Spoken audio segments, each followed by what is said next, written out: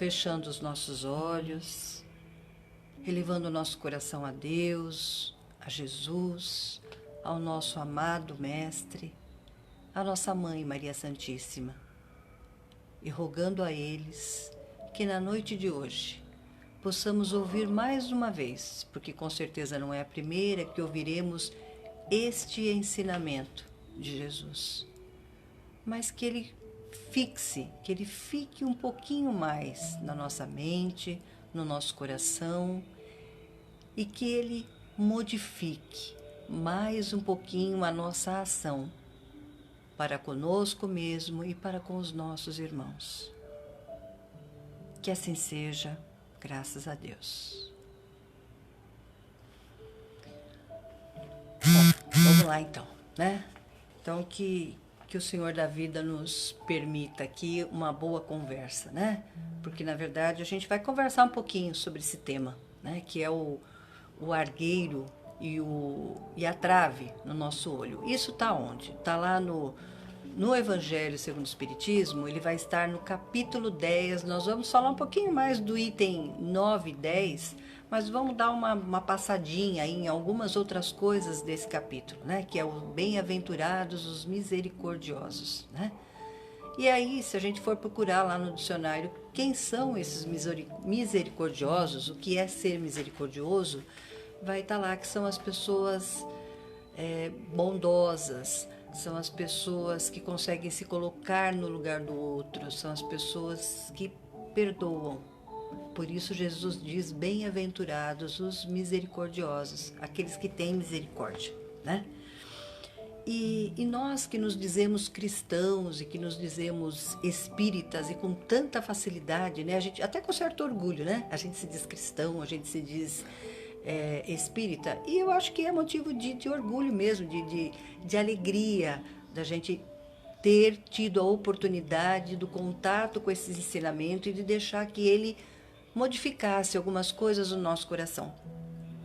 Mas com a mesma facilidade que nós dizemos que somos cristãos, nós esquecemos ou nós não nos aprofundamos no cumprimento dos deveres que ser cristão, que ser espírita traz a cada um de nós, né? E o dever da misericórdia, o dever do perdão é intrínseco, é próprio de todo aquele que se diz cristão, né? Se eu me digo cristão, eu não tenho como me desvincular daquilo que Jesus pede para que nós façamos. E a misericórdia, o perdão, faz parte dessa tarefa. Lá no capítulo 10, nós também vamos encontrar que o sacrifício que mais agrada a Deus é o sacrifício que vem do nosso coração. Então, aí, para a gente entender um pouquinho essa caminhada evolutiva do homem, né? Vamos pensar lá nos judeus, porque isso também está lá no capítulo. Que os judeus, eles entregavam oferendas materiais a Deus, né? Matavam lá um cabrito bem gordo, um novilho, uma colheita, alguma coisa da colheita dele que tinha sido produtiva. Eles entregavam isso como uma oferenda, uma oferta a Deus. E lá no Evangelho está escrito o quê? Que nós devemos deixar ao pé do altar a nossa oferenda e ir nos reconciliar com o nosso irmão.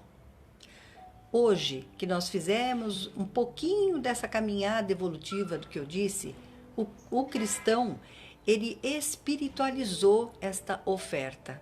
Então, ao invés de nós entregarmos um cabrito, uma galinha gorda, um carneiro, enfim, qualquer coisa desse tipo a Deus, nós entregamos o nosso coração, a nossa alma, a pureza do nosso coração. E como é que é ter um coração puro? É um coração que deixa lá, né? Lá no pé do altar, a nossa oferta, a nossa súplica a Deus e vai se reconciliar com os nossos irmãos. Eu vou dar o meu perdão para aquele que faltando com a lei a Deus, ele me magoou, ele me ofendeu, ele foi injusto comigo, enfim. Ele me pede perdão e eu devo perdoá-lo. Não porque eu sou absolutamente boazinha, porque eu sou o exemplo da generosidade. Não, porque nós todos precisamos desta mesma misericórdia. Se eu preciso da misericórdia de Deus todos os dias para comigo, porque por mais que eu tente acertar, e nós devemos todos os dias acordar com um firme propósito de fazermos o melhor possível daquele dia, de cumprirmos o máximo que nós pudermos das leis de Deus, que são as leis de amor, que são as leis da compreensão, que são as leis da tolerância, da fraternidade, do não julgar o outro, de não falar mal do outro, enfim, né? Todas essas leis. Então, todos os dias nós devemos acordar com um firme propósito de cumprir com as leis de Deus. Mas, na grande maioria dos dias, nós escorregamos aqui ou acolá. Perdemos a cabeça com alguém, perdemos a paciência com alguém, não falamos, mas a nossa cabeça fica aqui, né? Falando com a gente mesmo e dizendo às vezes coisas que é melhor que a gente não verbalize, deixa só aqui, né? Então essas coisas a gente ainda não controla e todas essas coisas significam que a gente ainda é devedor da lei e conta com a misericórdia do nosso Pai. Se nós precisamos da misericórdia do nosso Pai para termos mais um dia, amanhecermos mais um dia e termos novas oportunidades de refazer aquilo que a gente fez errado no dia anterior, por que a gente tem que negar a nossa misericórdia ao outro? Ah, Tânia, mas o que ele fez é imperdoável. O que ele fez não tem perdão. Então, quem que deve julgar o que tem ou não perdão? Nós. Deus não nos instituiu juiz da vida de ninguém, da ação de ninguém. Ele só nos pede para nos colocarmos no lugar do outro, para percebermos se naquela situação faríamos melhor ou pior. E se nós descobrirmos que já avançamos um pouquinho mais que aquele nosso irmão e não seríamos capazes de forma alguma de cometer aquela falta que ele cometeu, façamos por ele uma prece para que o coração dele também perceba a capacidade de amor que já existe nele, para que ele se arrependa daquela atitude, para que ele mude o seu proceder, mude o seu caminho. Mas não somos nós que devemos negar a ele esse perdão, negar a ele essa possibilidade. Dentro desta caminhada chegou lá o tema da nossa conversa de hoje, né? Que é o argueiro, que é a mesma coisa que um cisco, o argueiro no olho do outro e a trave na frente dos nossos olhos. E aí Mateus diz que nós somos hipócritas, é esse o termo que ele usa lá. Porque ele diz que nós enxergamos aquele cisquinho lá no olho do outro e não enxergamos a trave no nosso olho. Que nós temos uma capacidade gigantesca, de microscópio mesmo, de enxergar na vida do outro aquilo que foge da lei. E não enxergamos na nossa vida. A gente só deve enxergar no outro aquilo que ele tem de bom? Não, né? Senão a gente também estaria vivendo fora desse mundo e poderia também cometer equívocos. A lei nos pede, o que Jesus nos pede? Olha para o teu irmão, observa aquilo que ele tem de bom, ele também tem coisas boas. Em todos nós existe uma chispazinha, uma chamazinha da divindade, mesmo que no geral, quando a gente olha de en passant, olha assim, não convive muito com aquela pessoa, a gente não consegue identificar, mas existe. Se nós observarmos um pouquinho mais, nós conseguiremos enxergar. E se nós não enxergarmos, porque às vezes essa pessoa está um pouco distante de nós, né? Nós não temos um convívio direto com ela, façamos as nossas preces por ela, para que ela deixe que a luz dela brilhe, que ela deixe que aquilo que tem de bom dentro do coração dela, porque existe uma chama de amor, existe uma chama divina dentro dela, possa florescer, possa brilhar. E que isso possa reverberar para outras pessoas, possa produzir bons frutos para outras pessoas também. Para aquelas que nos cercam, para aquelas que são do nosso convívio diário, né? Aquelas que estão bem próximas da gente, nosso companheiro, nossa companheira, os nossos filhos, os nossos colegas de trabalho. Existem muitos que é muito prazeroso estar ao lado deles e outros que é mais difícil a convivência com eles. Se nós focarmos no cisco no olho dele, se nós focarmos naquilo que ele tem, que ele ainda precisa trabalhar, que ele ainda precisa melhorar, nós não vamos conseguir conviver com ele. Nós não vamos conseguir sermos misericordiosos para com ele. Nós não vamos conseguir entender, às vezes, os motivos, porque ele é tão rabugento, porque ele é tão amargo, porque ele reclama tanto. Nada dessas coisas vai melhorar a vida dele. Mas, às vezes, no momento que ele está, ele não consegue ser diferente. Então, prestemos um pouquinho de atenção nas outras coisas que estão acontecendo com esse nosso irmão. Porque, às vezes, isso facilita a convivência com ele. E, às vezes, se nós estamos num outro momento, onde há mais luz, onde há mais paz, onde há um pouco mais de equilíbrio dentro de nós, nós possamos ajudar aquele nosso irmão que naquele momento está mais desestruturado, desorganizado emocionalmente, a também se equilibrar. Façamos com que a nossa luz também possa brilhar e ajudar. Então, uma boa estratégia, né, segundo o próprio Evangelho, é observa aquilo que o outro tem de positivo, valoriza isso nele. Ele nos chama a atenção para uma outra coisa. Como não somos juízes, não cabe a nós ficarmos apontando de uma forma a denegrir, a diminuir ninguém, as deficiências, as necessidades de ninguém. Mas na vida, às vezes na função de pais, de educadores, de evangelizadores, de amigos mesmo, né? Nós temos a responsabilidade de orientar, de apontar para aquela pessoa algumas coisas, para que ela possa se rever. Sempre que da nossa responsabilidade, do nosso dever fazer isso, façamos com cuidado, façamos com amor, para que aquela pessoa não se sinta rebaixada, não se sinta diminuída, mas para que ela se erga, para que ela se sinta fortalecida. É esta a nossa função de cristão, né? Não enxergar para desmerecer, não enxergar para machucar, né? Tem um texto que vai trazer para nós assim, que o nosso maior inimigo e o que nos atrapalha muito nessas situações e atrapalha o nosso progresso é o nosso orgulho. Porque o nosso orgulho não nos deixa ver como realmente somos. Ele sempre arruma uma boa desculpa para a gente, uma boa maquiagem, para dar a cara nova, dar uma nova roupagem, tanto para as nossas ações morais, para aquilo que nós fazemos, para aquilo que nós dizemos, quanto para as coisas concretas, físicas que nós estamos executando e que às vezes não são assim tão louváveis. Mas o nosso orgulho mascara isso. O nosso orgulho é que muitas vezes nos faz ferir um amigo, apontando para ele, apontando para aquela situação, aquilo que ele tem de pior, ao invés de mostrar para ele aquilo que ele tem de bom.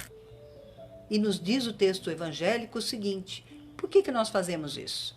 Porque se eu aponto as qualidades dele, eu vou ter que... vai aparecer, às vezes, as minhas imperfeições, né? Então, para ocultar as minhas imperfeições, eu mostro as imperfeições dele. E assim, valorizo as minhas, né? Eu trabalhava em escola e a gente tinha uma conversa assim. Tem, às vezes, um professor, um profissional, que ele é muito dedicado, ele é envolvido com a função dele. E existe o outro que não é assim tão envolvido com aquilo que ele faz. Então, aquele que não é tão envolvido, muitas vezes, tenta fazer o quê? Né? Numa atitude de esconder aquela sua falta para com a sua profissão, com a sua função, ele tenta empanar o brilho da atividade do outro, ele tenta atrapalhar que o desenvolvimento da atividade do outro corra de forma positiva. Porque se o outro ressalta o seu trabalho, vai aparecer que eu estou fazendo menos do que eu poderia, do que eu tenho capacidade para fazer. E na vida a gente age igual, né? Às vezes a gente aponta os defeitos da nossa esposa, do nosso companheiro, do nosso filho, porque na verdade a gente está apontando nele aquilo que tem em nós. O outro é o nosso espelho. Uma criança que nunca viu um cavalo, se você falar para ela, é a Laila participando, gente, me desculpem, mas a Laila de vez em quando participa das lives. Shhh, Laila. Shhh. Então, se você falar de um cavalo para essa criança, ela não vai, se ela nunca viu um cavalo, ela não vai saber o que é um cavalo, né?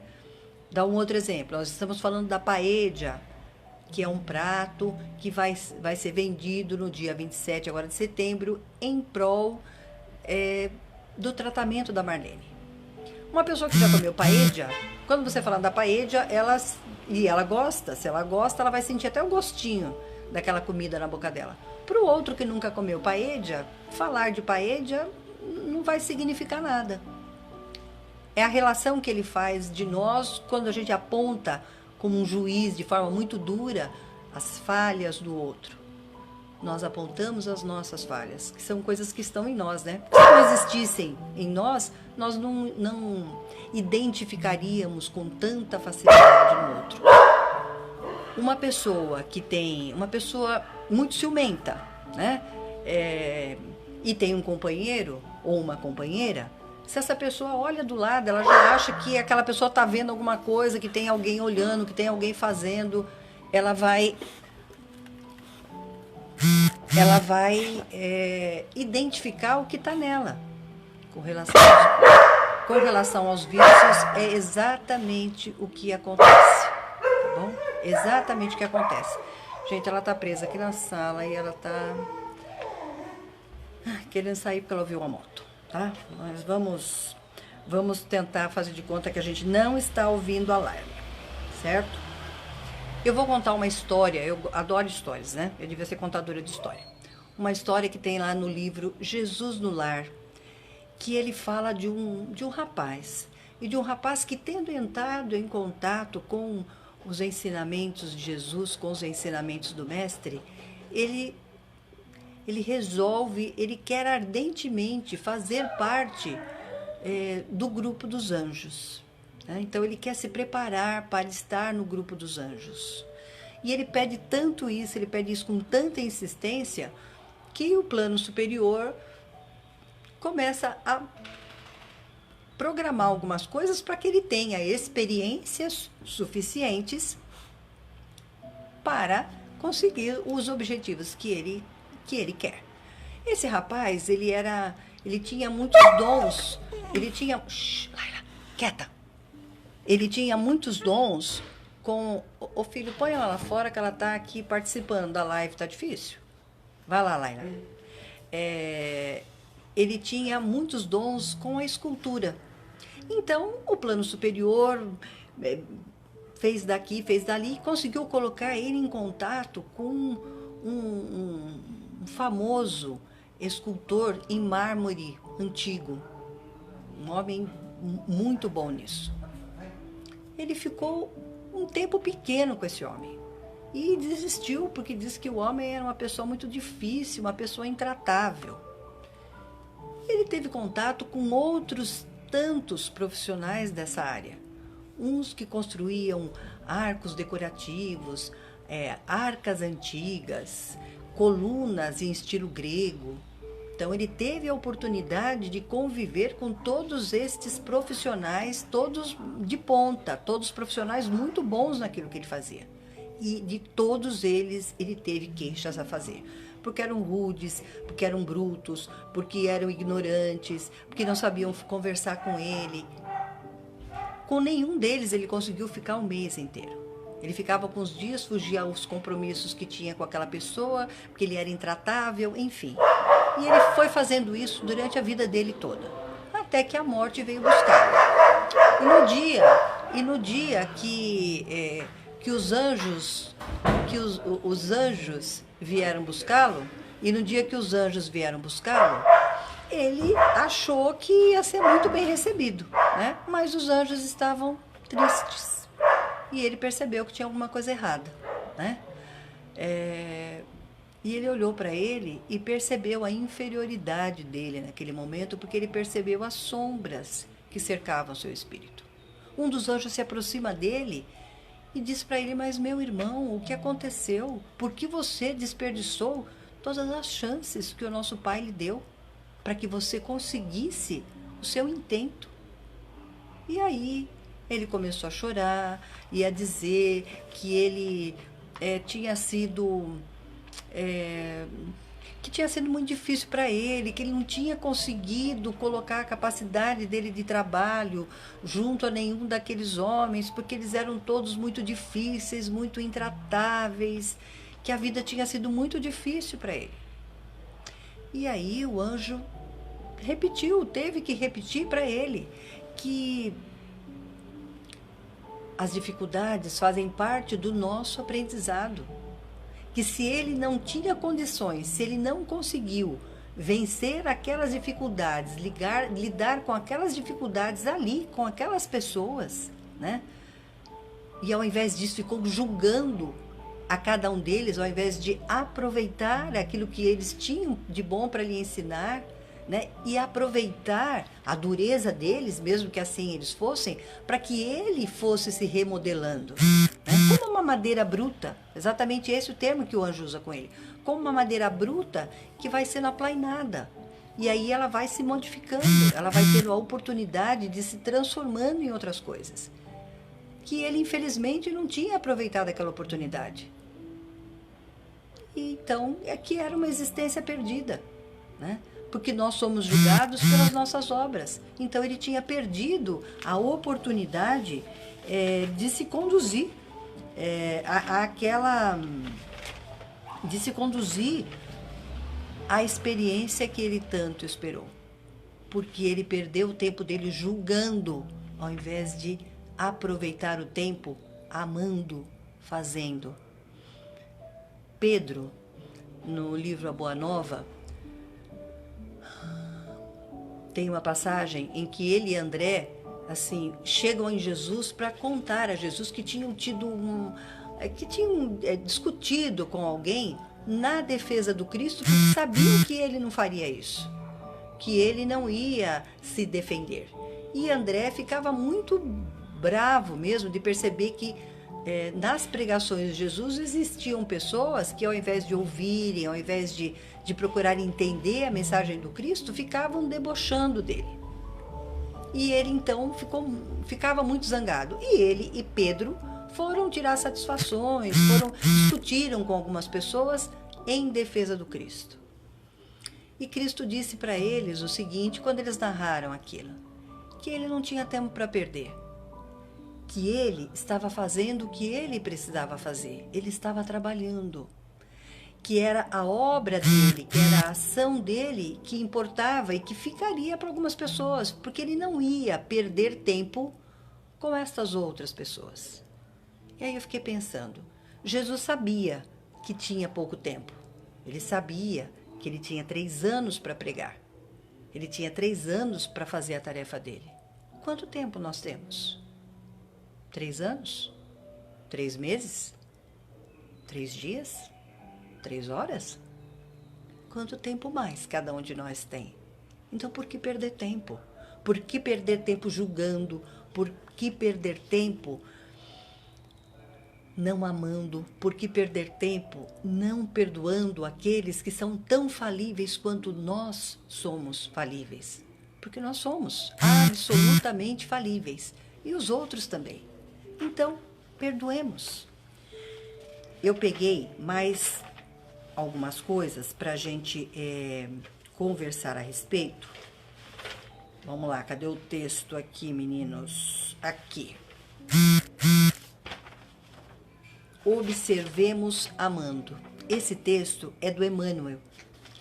E ele faz uma reflexão exatamente sobre essa mesma situação, tá? Eu vou dar uma lida, eu dei uma resumida nele, eu vou ler e a gente conversa um pouquinho. Normalmente, guardamos o hábito de fixar as falhas, os desacertos alheios com total esquecimento das nossas. É o que a gente acabou de conversar, né? Exageramos as prováveis fraquezas do próximo, prejulgamos com rispidez e severidade o procedimento dos nossos irmãos. A pergunta do mestre, sob a trave que nos cega, vem nos acordar para a necessidade da nossa educação, de vez que, de modo geral, descobrimos nos outros somente aquilo que somos, que também é aquilo que a gente já conversou. A gente vê no outro exatamente o nosso espelho. Então, quando o defeito de alguém está nos incomodando muito, vamos parar e pensar um pouquinho se em alguma medida, de alguma sorte, de alguma forma, na minha atitude também não existe aquilo.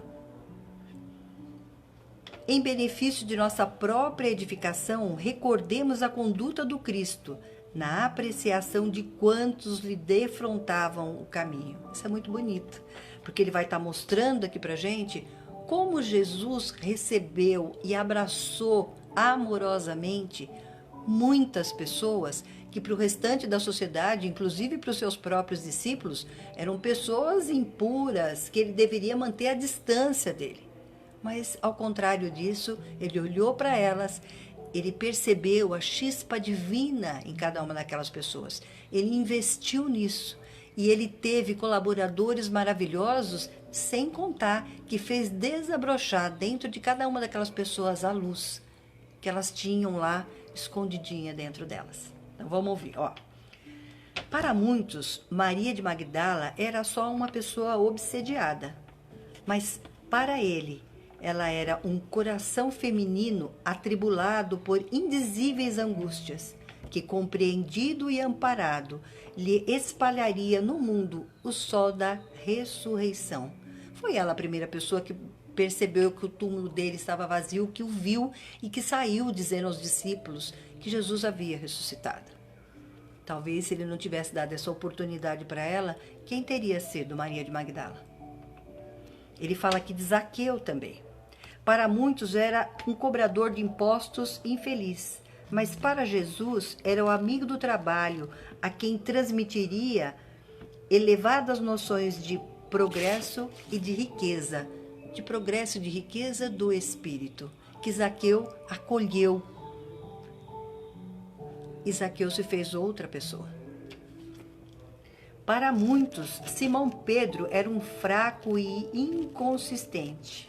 Para ele, o mestre representava o brilhante entranhado nas sombras do preconceito, que brilharia à luz de Pentecostes para divulgar e viver o evangelho. Então, no dia de Pentecostes, aquele dia era uma festa, né, em Jerusalém, e o Espírito Santo visitou aqueles homens, aqueles apóstolos pela primeira vez, e todos eles falaram, e falaram nas suas línguas, falaram em nome de Deus, mas nas suas línguas nativas, porque como era um dia de festa, haviam pessoas de várias tribos, de várias localidades ali ao redor de Jerusalém, e que falavam dialetos diferentes. Então, cada um deles, naquele momento, pode falar no seu próprio dialeto, para que outras pessoas também entendessem, para que todos os que estivessem ali entendessem. Então, desse dia em diante, Pedro modificou a sua atitude. Mas e se Jesus tivesse, como os outros, achado que ele era só uma pessoa fraca e inconstante? Se nós lembrarmos um pouquinho mais da história de Pedro, Pedro foi a pedra angular da igreja do Cristo, da igreja do caminho, da casa do caminho. Por isso, a Igreja Católica o considera o primeiro papa da igreja. Vejam a importância que esse homem teve, porque Jesus acreditou naquilo que de bom existia nele, e não no ciscozinho que estava lá dentro do olho dele. Na opinião do seu tempo, Saulo de Tarso era um rijo doutor da lei mosaica, de espírito endurecido e tiranizante. Para Jesus, um companheiro mal conduzido que buscaria em pessoa as portas de Damasco para ajudar-lhe na doutrina. Que já viu a história de Paulo de Tarso, de São Paulo, sabe a história maravilhosa de transformação que aquele homem teve. Ele dedicou a vida dele após o momento em que ele se encontrou com Jesus, né? Na verdade, ele já vinha sofrendo uma transformação, né? Jesus já vinha preparando ele de algum tempo. Mas daquele instante em diante, ele sofreu uma grande transformação. Ele era, assim, uma pessoa dura, uma pessoa de hábitos mais duros, mas ele foi quebrando o orgulho dele, ele foi fazendo uma reforma interior nele para poder servir a causa do Cristo. E ele foi o maior divulgador do cristianismo. Ele não tinha WhatsApp não, viu, gente, para mandar para um monte de gente. Ele ia a pé mesmo, porque nem cavalo tinha, era muito difícil quando as viagens eram feitas a cavalo ou de barco, de um lugar para outro. Ele caminhou muito para fazer isso. Mas porque Jesus acreditou e foi buscar aquele homem de espírito firme, né? E mostrou o amor para aquele homem. Então ele se modificou através do amor do Cristo e conseguiu olhar para as pessoas de forma diferente. Observemos amando, porque apenas o amor puro arrancará por fim as escamas de treva dos nossos olhos para que outros apareçam na bênção de Deus que invariavelmente trazem consigo. Todos nós trazemos no nosso coração, trazemos conosco a chama divina, trazemos o amor. Mesmo que ele esteja lá tão incrustado, tão coberto por tantas dificuldades, por tantas dores que ele já passou, por tanto sofrimento, que ele formou uma carapaça, né, ao redor dele, de proteção muitas vezes. Mas quando nós conseguimos compreender isso, a gente olha para aquele irmão de uma forma diferente. O perdão que Jesus nos propõe não é o perdão, não é tratar aquela pessoa que pode ter realmente nos prejudicado muito numa determinada situação, como a gente trata aqueles que a gente ama, como a gente trata aqueles que nos querem bem, como nós nos tratamos dentro do Laços, por exemplo, com o carinho que nós temos, com a vontade de abraçar, de estar junto, a confiança que nós temos em muitas pessoas que convivem com a gente. São pessoas afinizadas. E mesmo assim, de vez em quando, sai os arranca-rabo, né? De vez em quando a gente discorda. Não, arranca-rabo não no sentido de uma discussão, mas a gente tem discordâncias. Mesmo que nós nos amemos. Mas o que ele pede não é isso. Não é que a gente chame ninguém. Esse perdão não é chamar essa pessoa para estar do nosso lado, é confiar nessa pessoa. Até porque ela não se mostrou digna desta confiança toda. O que ele pede e que é possível ao nosso coração é que a gente não odeie essa pessoa. É que a gente não perca os nossos dias, a nossa energia, o nosso tempo desejando para aquela pessoa o mal. Desejando se vingar daquela pessoa, desejando que ela sofra como nós sofremos em função da ação dela. Esquece, passa adiante, caminha, usa a tua energia para o bem, porque isso vai trazer leveza para o teu coração. Com ele, a justiça de Deus vai se acertar. Não somos nós. Claro que muitas vezes desejamos que essa justiça de Deus, e eu estou falando por mim, né? Às vezes eu vejo algumas ações, às vezes eu vejo um político, por exemplo, um governante qualquer, que tem uma ação que prejudica tantas pessoas, e eu fico muito mal com aquilo. E gostaria sim que o chacoalhão de Deus na vida daquela criatura fosse hoje, para eu estar vendo. Mas o tempo de Deus não é o meu tempo, é o tempo dele.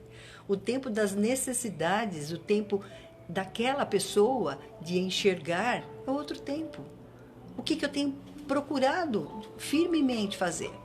Fazer preces por essa pessoa, para que ela enxergue a responsabilidade das ações que ela assumiu, para que ela perceba o tanto de compromissos que ela está trazendo para ela.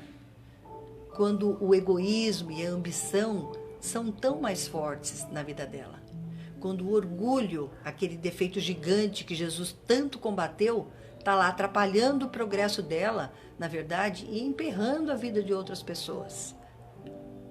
Mas eu tenho que aprender que esta justiça acontecerá no tempo de Deus e não no meu. Então eu não devo ficar desfechando para com aquela pessoa o meu julgamento, a minha mágoa, a minha raiva, porque isso não vai mudar. A situação daquelas pessoas que podem ter sido prejudicadas não vai mudar a atitude desta pessoa que tem a possibilidade de aliviar o sofrimento das pessoas, mas aumenta o sofrimento das pessoas e não vai me ajudar de forma alguma a cumprir a tarefa que eu vim cumprir aqui, que com certeza não passa, né, pelo julgamento de ninguém, pela minha ira direcionada a ninguém, pela raiva de ninguém.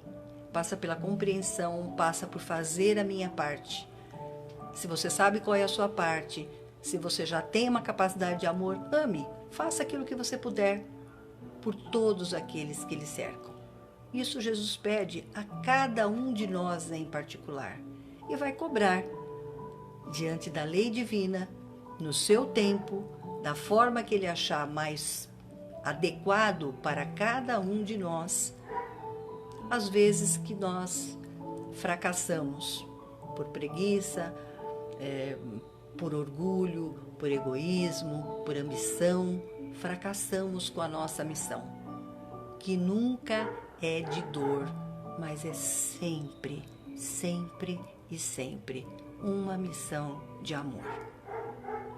Um beijo enorme no coração de vocês e que nós consigamos, de fato, enxergar o cisco no olho do nosso amigo, se pudermos ajudar carinhosamente o nosso amigo a retirar esse cisco, retiremos. Mas antes de nos preocuparmos com o cisco no olho do nosso amigo, tiremos a trave da frente dos nossos olhos que nos impedem de ver tudo que atrapalha a nossa caminhada.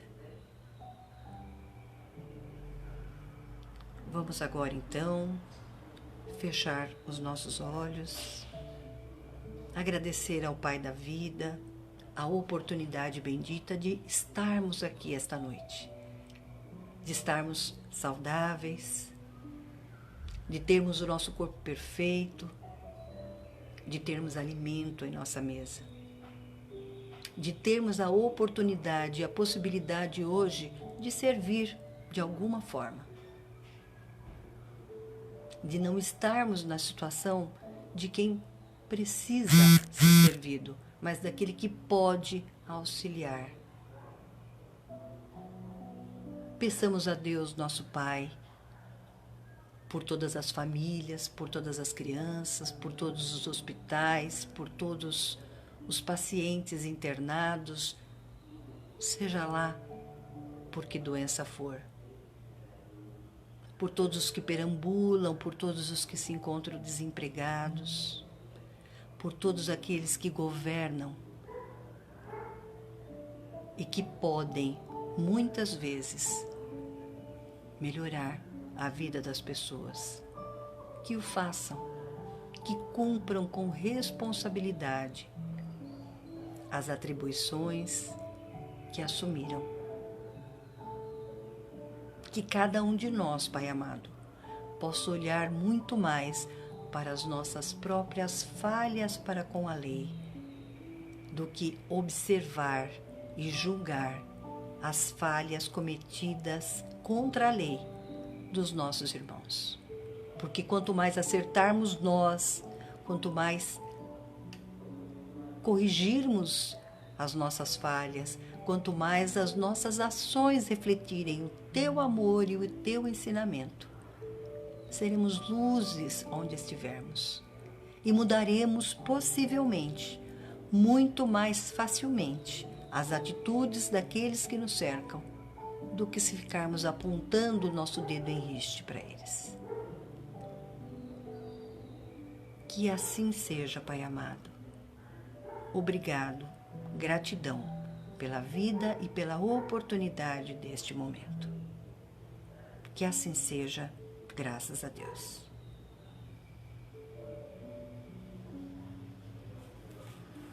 Boa noite, meus amigos. Obrigado pela companhia.